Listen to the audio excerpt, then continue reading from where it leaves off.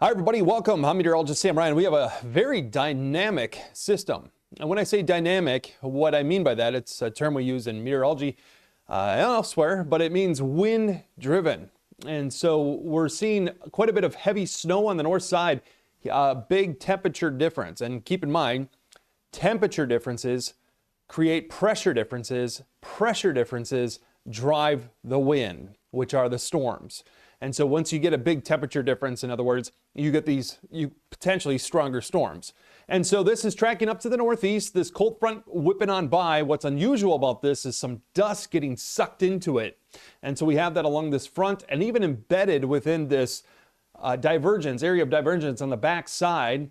And so the center of low there, we've had a number of tornadoes up in Illinois. Again, that's all racing off to the east. We're going to cool down drastically. We've seen temperatures dropping from 80 to freezing all across the central plains, from Nebraska, Kansas, Missouri, and even blizzard-like conditions. Now, we're not going to get blizzard-like conditions, but just to show you a big temperature drop. And what's ironic is that today was warm and is the last day of winter, and then tomorrow is the first day of spring, but the temperatures are going to drop.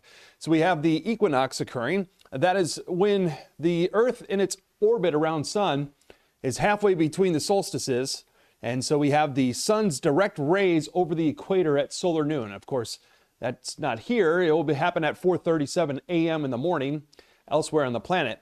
At any rate, that will continue to increase all the way up to the latitude of the Tropic of Cancer going into the summer solstice in June. So for now, the windy dust clears. It'll be brisk and cold tomorrow with that equinox at 4:37 in the morning. Cold temperatures Thursday and Friday morning.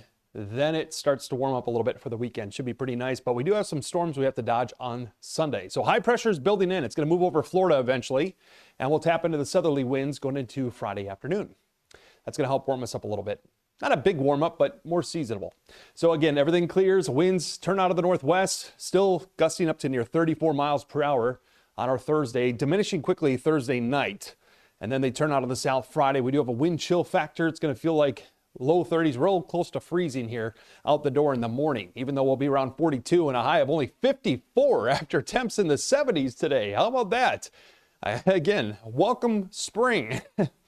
As we look ahead into Friday, I just think it's ironic. We'll be around 38 with frost, likely here Friday morning. That's due to that high pressure overhead. The winds relax, and it's prime conditions for frost. At any rate, pretty quiet, though. Friday, Saturday, we're dodging some storms Sunday as those temperatures begin to warm up. It looks pretty nice next week, at least. Look at that, 70 on Wednesday.